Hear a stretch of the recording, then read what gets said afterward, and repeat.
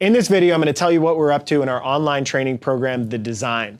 We have a 6-week cycle coming up. It is the end of our off season, and we're in a weird time in the CrossFit space because some of our community, including our coaches and our on-site athletes, are training for the CrossFit Games, and some are training for 2022 CrossFit Games season. So we've split the training program up for this 6 weeks to kind of make sure that both of those groups are properly served. So I'm going to walk through the next 6 weeks, and then after this 6-week cycle, we'll move into our 2022 plan, and that's when you'll see me next talking about training. First, I'm going to give you a brief overview of what we're doing for all of the divisions. So if you're not familiar with the program, we have divisions for competitive CrossFit. We have intermediate, RX, elite, and masters, because we think those groups of athletes need to train a little bit differently to prepare themselves for sport. So all of those groups right now are all modeled off of the RX path, except for the people that are preparing for the CrossFit Games. So elite individuals, elite team athletes, or elite masters athletes who qualified for the CrossFit Games have their own preparation. Everybody else is using the main body of the training program for the RX. So like all of the community is kind of coming together for this 6-week cycle. The strength is comprised of 6 test retests. There's 2 gymnastics strength components, 2 slow lift, and then 2 OLI, or Olympic lifting or weightlifting. One of those is focused on your 1RM development, so your ability to get stronger with the Olympic lifts, and one is focused on cycling and moving a heavy barbell repeatedly. So those 6 tests are gonna guide all of the strength progressions, and for CrossFit, we're using 4 tests. The first 2 are from quarterfinals, the pistol GHD rope climb, which was quarterfinal 2. That exposed a lot of people that didn't have the ability to sustain that level of volume of those movements. So we're gonna start building progressions so athletes are more capable of handling that. The row wall ball test, which has also been 19.1 and has been tested really frequently and gets a lot of athletes who are a little on the shorter end of stature, or for the bigger athletes that really need to crush these workouts and qualifiers to do well. So this is just an important style of test to put in. And then we have 2 tests with names. Brandon's Bicyclical Bash, which follows the theme of alliteration with the BBB that I like. That test is 50, 40, 30, 20, 10 of bike erg and ski erg cal. So going back and forth between the 2 machines and being able to cycle high heart rates, high respirations, being able to cycle high heart rates, high respirations, and fast movement speed for a long period of time, transitioning back and forth. And then gymnastics, 4 movement contractathon. That's not really a name I made up. Mike made it up, so I put it down. That's just getting ready for chest to bars, handstand push-ups, all of those gymnastics style movements that come up in the CrossFit Open or similar type qualifiers. That workout you will find when you sign up or when you're actually in the program, when it pops up.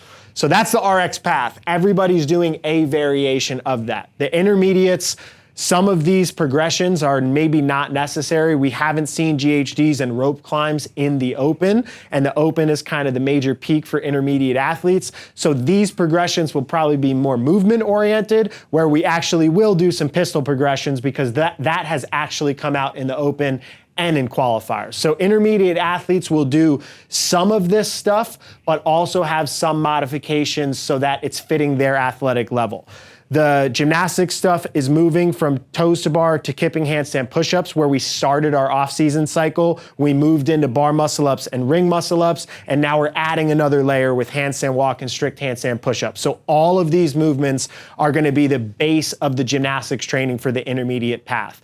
Then the masters and elites, we have people prepping for the games and people going into their off-season. Like I said, for the games, we have our own paths for that, masters games and games prep.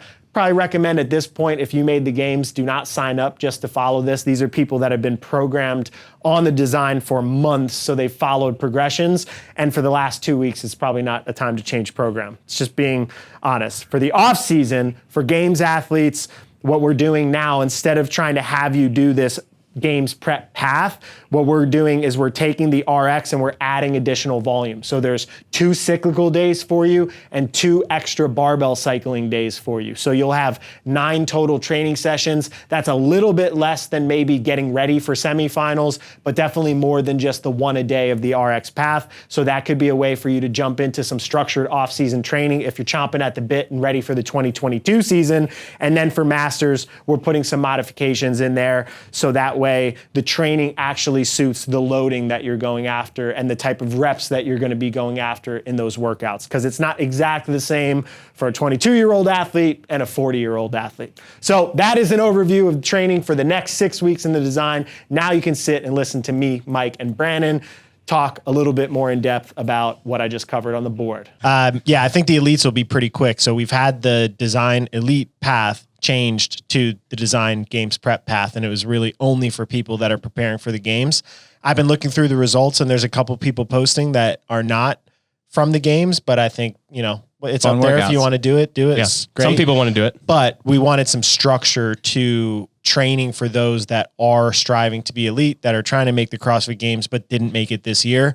Instead of having the design elite path and the design games prep path, we decided we'd try to be a little bit more community oriented. So we're going to have the RX path, and then we're going to have additional volume. 2 sessions written by Mike, 2 sessions written by Brandon that are cyclical focused. Yours are kind of strength endurance focused. Yeah. I think that gives you your elite path by doing all the RX volume with your additional work that can be guided towards strength or endurance or both, depending on where you are as an athlete. Yeah, I think with where they're at in the season right now, right? So those that were in semifinals didn't make it.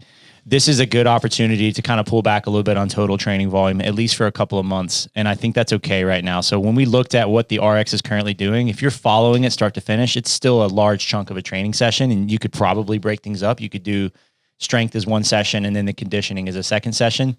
And so we didn't want to add like an obscene amount, but we looked at it. What are some of the elements that are missing that an elite would also still be doing throughout the week? And we added in 2 strength endurance sessions a week, more barbell cycling focus, because we're doing like clean and jerk, snatch, progression, still absolute strength lift progressions, but we're not doing a ton of like strength EMOMs and things like that. Yeah. So the difference is that most RX athletes, from what we've seen, need to get a lot stronger. So the focus of the RX program is strength development, which elites still need to be doing. Yep. But we added some of the heavier barbell cycling only for those that probably already have strength levels that are up to where they need to be in the sport. Right. Yeah. Sorry. Yeah, to exactly. cut you off. No, I it's just want fine. to kind of It's just clarify that how we're organizing it.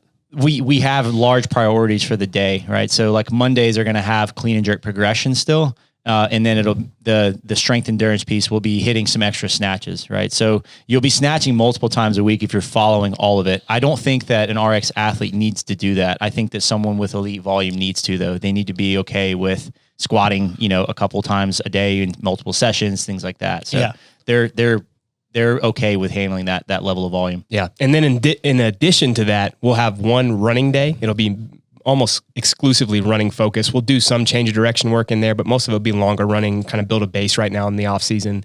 And then on Fridays, we'll do what I'll call like an erg day. So it mostly will be the C2 erg. So the bike, the ski, the row, but we'll also add in the echo bike since now CrossFit is testing that a little bit more often.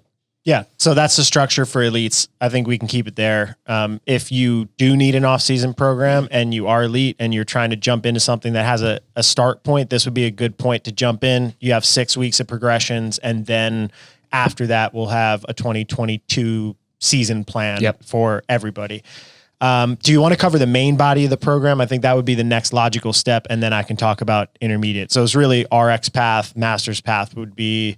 What are masters? Yeah, masters are following the same program, the same template as RX with adjustments. I think before, Mike, you can kind of jump into what the strength progressions will be, but big picture, we're still in our quote unquote limiter season. So we're looking at the things that limited the averages in the design in both the stage 1 and stage 2, and then even those that maybe are trickling down from semifinals. And we're working on those things right now. You can kind of think of this as like the 3rd chapter in that limiter season for the next 6 weeks before we go into our quote unquote preseason for 2022. too when we get there in August. So we're on a continuing path of working on the skills in the sport, the gymnastics, the strength endurance pieces, or the absolute strength that Mike's working on. So those that have been in the program will continue with some of the things that you've seen. Those that may be joining, it's a good time to join because now we're just adding in new progressions that maybe we haven't seen in the past. Yeah, so it's building on top of some of the things like Monday was clean and jerk focus, front squat focus. That will continue. And like I said, we'll have some snatch strength endurance pieces for those doing the extra volume, mostly for like the elites that have extra training time. So that's Monday's focus. Tuesday is going to be a bit of a change up with some of the gymnastics skill progressions. So this cycle, I want to work on a couple of retests, chest to bar strength, right? That's going to carry over into us handling way more chest to bar volume and pulling volume down the line, specifically strength in like the isometric positions, like the upper back extension, pulling shoulder blades back, actually bringing contact with chest to the bar. That's going to carry over into strict false muscle ups. It's going to carry over into a ton of gymnastics with that in-range strength. That's a skill that most people just don't have. I Yes. watch people do strict pull-ups or weighted pull-ups, and they pull up. I was actually evaluating a video with Mia and saw somebody, they get to like, I don't know, where the bar is right at their face level. And then the only elevation that they get above that point is by turning the head up and tilting and craning the neck. But actually pulling the bar all the way down to the clavicle is a really, really difficult strength move for most people. Yep. But they're trying to do hundreds of chest to bar pull-ups. Exactly. So it's kind of like one of those hidden secret strength things that you could work on that transfers into making your gymnastics way better for the sport. Yeah, absolutely. It has a ton of carryover to a lot of the gymnastics that we're going to layer on more volume with down the line. So again, still being limiter season, this is an opportunity to fix those things. On top of that, 15 wall walks for time is going to be one of like the retests that we do. Mostly with this, obviously speed of movement for something that was new and introduced in the sport, but also just working on hand placement, skill acquisition with that movement, isometric holds with handstand positions. So we'll see a lot of fun variations over the coming weeks of trying to work on improving that movement and skill. I liked watching someone like Fikowski do this movement. He was so executed. Obviously, if you're someone who is very good at it, but it's just what? Cut his head right off. You said he was so executed, and I was like, He's a that Canadian, doesn't look so like the kill right word. I looked at Brandon and we were like, that's definitely not the right word. Well Sorry. executed. Yeah, so he was so executed. He sat there like this, and his wife cut his head off with a samurai Man, sword. in my head, it made perfect sense. I was like, what are y'all laughing at? It was tried so hard. Yeah. It was so well executed. But for some of us that don't have the ability to have the straight arm strength like that in handstand positions, inverted positions, time under tension, we're going to work on that quite a bit. We're going to do things like weight vests, isometric holds, weight vest wall walks, just a bunch of different variations to work on that skill. Yeah, I think those are the things that I know you kind of alluded to this, Max, but that people don't really think about. They want to just jump in and just do wall walks or just do chest to bars or ring muscle ups for like probably a more fun skill, right? Yeah. But they're not thinking about the kind of the base building blocks that we need to build that nice foundation so that the quote unquote house stands later on. Yeah. And so doing this now will pay dividends later when we get into that open season. Yeah, I get my balls broke. I know that's not politically correct. Executed. But You get them executed. I get executed so often for making boring training programs. Like Travis calls it on-ramp when he has to go back and do some of this basic stuff. But if you start to learn a skill in any other sport, the first thing they do is teach you like very fundamental components of the sport. Like we did a bike seminar and we spent 4 hours with a cyclocross racer. And the whole session was like how to get on and off the bike, where to put your feet on the pedal, like things that almost seem like, why are we going over this? But then when you start to do those basic drills, you're like, oh, like this really is like how you get good at biking. It's the same thing with CrossFit. If your body can't do some of that stuff, you're not going to be good at the high level skills. But we see the people at the highest level that already just have the high level skills. So it's like, oh, I want to do what they're doing. Generally, it's not the greatest idea. So I don't know why I went on to that tangent other than to say, suck it up. That's the reason why we're doing this. It's not boring. No, I think I have ways of making it fun. So yeah, excited. Look forward to that. So Wednesday, deadlift work. We were switching the progressions there a little bit. We were pulling heavy on Saturday, but I actually saw a lot of notes of people having a ton of residual fatigue coming into Monday. So I'm going to change that up a little bit and put it on Wednesday. The first 6 weeks of this limiter season that we did partials and positional pulls for the deadlift on Wednesdays, and we saw a lot of really good results from that. We're going to have a different deadlift test. I'm not going to say it yet until you sign up and see the test as it comes out. But it's going to come out on. We'll be training it on Wednesday, and it's going to alternate again like we did in the past with positional work, just depending on where your limiter is in the pull. And then some overhead strength work, and then obviously still keeping things in there that are going to keep your lower body healthy, like hip and knee progressions, single leg work, stuff like that, knee over toe progressions, and then the strength endurance piece will also be on that day. That's going to be more clean and jerk focus, clean and jerk, and like power clean, power snatch, barbell cycling focus. So Monday we'll have like the snatch endurance stuff, and then Wednesdays will be variations of some form of strength endurance, barbell cycling with clean and jerk and power cleans and stuff focus. Thursday we rest. We rest. Are you doing the whole template? Yeah, I'm gonna go through Friday now. Friday, snatch work, still continuing back squat progressions with a mix of overhead squat work, and then Saturday, split jerk, technical work, overhead, and still pushing the bench press progressions. Before or after the throwdown. I've been writing in options on which one you should do relative to the throwdown, or when you should do them relative to the throwdown, just based on what your priority is in the season. If you're someone who needs to get stronger, I don't want you doing them after the Metcon. I want you doing them before the Metcon. Yeah. That's it. So for the CrossFit, the template is going to have 4 tests and retests, but those will change from day to day based on what the strength work is. So maybe one Monday you see the first test retest, which we'll talk about in a second. Are you going to tell them all? Yes, I'm going to. We're going to test some of these, and then some of these have already been tests in the past. So it may be on a Monday one week, and then Tuesday. That's just going to be based on what Mike writes for the strength. So it'll kind of fit in. So we're not crushing you on 2 or 3 days in a row. Yeah, that'll be interesting for a lot of people that follow the design. When we go through cycles, a lot of times it's like, oh, Tuesdays is this Tuesday. And it's nice to get into that rhythm. And now you're switching it up. Yeah. Sorry, guys. Yeah. So what we want to go back to is a couple of the quarterfinal tests. So we're going to retest quarterfinal test number 2, which is the GHD rope climb pistol workout, which I know was brutal. We're going to start with a couple progressions that are a little bit lower in volume and then kind of build our way up. I know that's a ton of volume for most people, but that was the workout where there was the largest separation from the elite in the sport to even the RX, or even like elite, kind of sub-elite, those that were close or maybe even made semifinals, but there was a huge gap there. Yeah, there was some people that I think finished like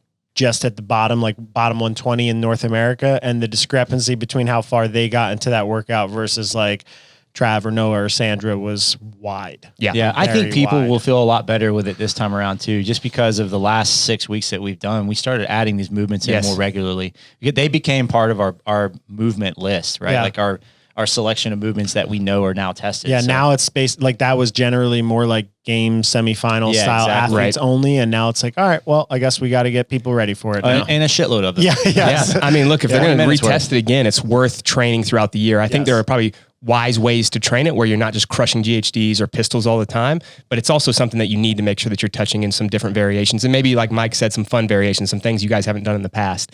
Then we'll retest quarterfinal workout number 3, which is the row wall ball. And the reason for this is, again, there's one. I still think I could beat Mike in that one.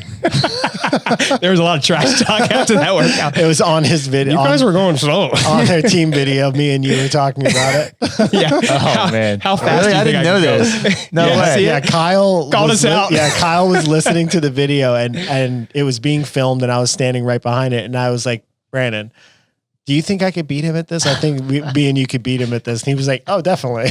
Well, to be fair, at the time, Kyle was rowing like 1,000. Right.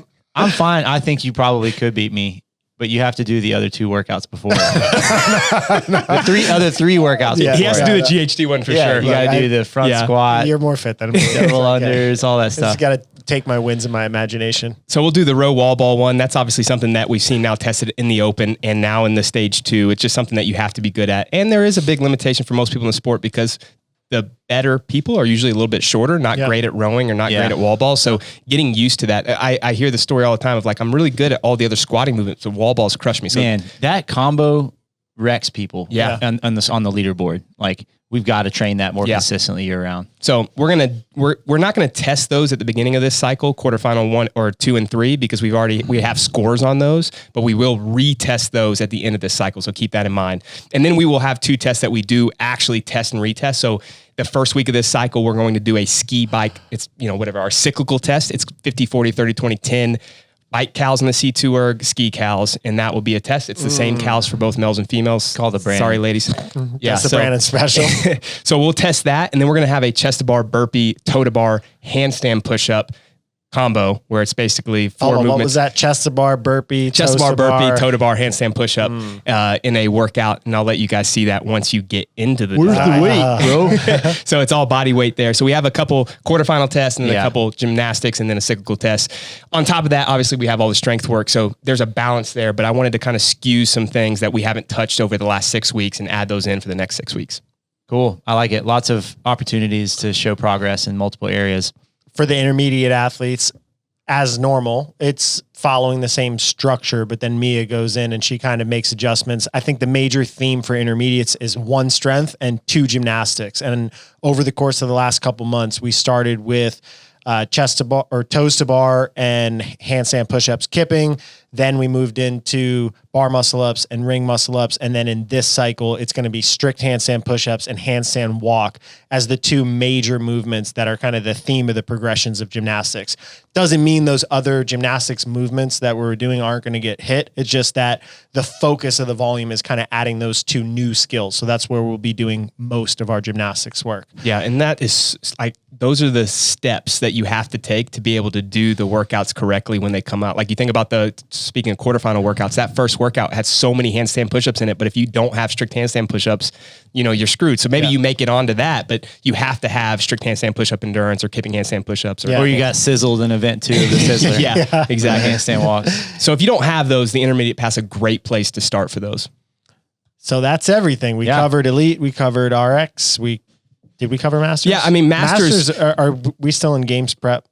So some of masters, some of the masters are in games prep. The rest of them are basically on this same template. They see how it works. If you go into the RX, it's basically the same strength work and the same template for CrossFit. It's just modified for the masters that are in the program. And sometimes that doesn't necessarily mean that I think people think modified means easier. Just modified means the way that they need to train for the goals that they have. So we're tweaking some things here and there just to make sure that we're touching the things that are tested in the masters divisions and to make sure they're making progress from week to week. So we're not just burying everyone. I'm perfectly fine with easier. Yeah, me too. Most of the time. You were fine with easier when you were 25, though, too. It's not just when you became 35. Hey, I was still kicking. Yeah, very well. All right. Well, that's all we got. That's the new cycle. Do we have any fun name or anything that we can call it? Should we call it the Mustard Mike Bonanza Brandon Buttery cycle? I love it. Mustard Mike Buttery Brandon Bonanza cycle. Sounds good to me. I think it should be the Milky Mac cycle. Oh, that's awful. Yes. So terrible. Cool, guys.